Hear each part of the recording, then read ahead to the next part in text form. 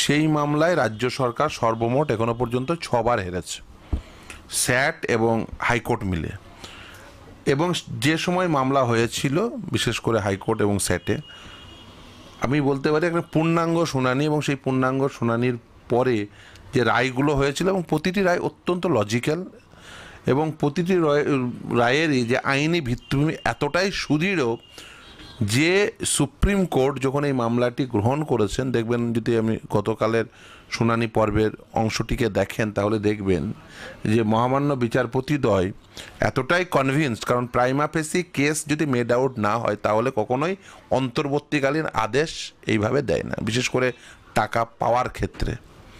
এই ক্ষেত্রে মহামান্য বিচারপতিদ্বয় বুঝেছেন যে প্রাইমা ফেসি কেস এতটা সুন্দরভাবে মেড আউট হয়েছে যে এখানে অন্তর্বর্তীকালীন আদেশ দেওয়ার মতোই একটি অত্যন্ত সুন্দর একটি মামলা।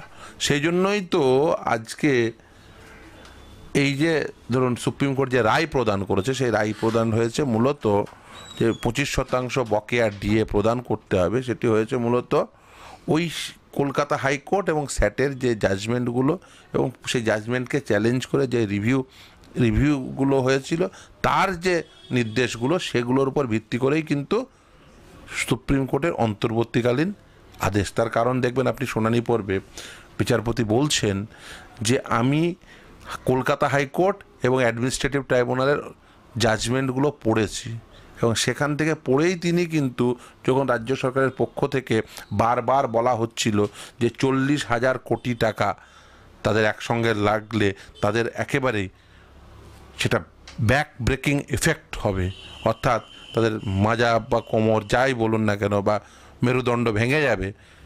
এই আর্গুমেন্টের পরেও বারবার এটা বলা সত্ত্বেও সুপ্রিম কোর্টের বিচারপতিরা যখন এই অবজারভেশন রাখছেন যে এটা অন্তর্বর্তীকালীন নির্দেশ দেওয়ার মতো মামলা, তখন খুব স্বাভাবিকভাবেই সেটাকে বুঝতে হবে যে এর মধ্যে strong prima ফেসি case made out হয়ে আছে। আর 6বার তো এমনি এমনি বিচারপতিরা এই মামলায় কর্মচারীদের জয় দেননি, তাদের জয়যুক্ত করাননি, নিশ্চিতভাবে বুঝেছেন এখানে strong prima ফেসি case made out হয়েছে। কারণ রোপা রুল 2009-এ কী বলা আছে, ডিএ দিতে হবে এআইসিপিআই অনুযায়ী। এখন AICPI, all India consumer price index, এই ডাটাটি সিমলার লেবার ব্যুরো প্রতি মাসে বের করেন। যখন 5th পে কমিশনের রেকমেন্ডেশন হয়, সেই 5th পে কমিশনের রেকমেন্ডেশনে বছরে 2বার ডিএ দেওয়ার কথা বলা আছে, এবং সেটিকে অ্যাকসেপ্ট করেছে রোপা রুলস 2009-এ, তারপর ফ্রেম করা হয়েছে সেই রোপা রুলস 2009-এ ডেয়ারনেস অ্যালায়েন্স দেওয়ার কথা বলা আছে এআইসিপিআই অনুযায়ী। 5th পে কমিশনের রেকমেন্ডেশনে বছরে 2বার কেন বলা আছে, তার কারণ না হলে কি হবে, প্রতি মাসেই ডিএ দিতে হবে, ডিএ বাড়াতে হবে। তার কারণ কি, কারণ সিমলা লেবার ব্যুরো প্রতি মাসেই তো ডাটা বের করে। আপনি যদি এখনই গুগলে চলে যান তাহলে সিমলা লেবার ব্যুরোর এই মাসের এআইসিপিআই কত হবে পেয়ে যাবেন।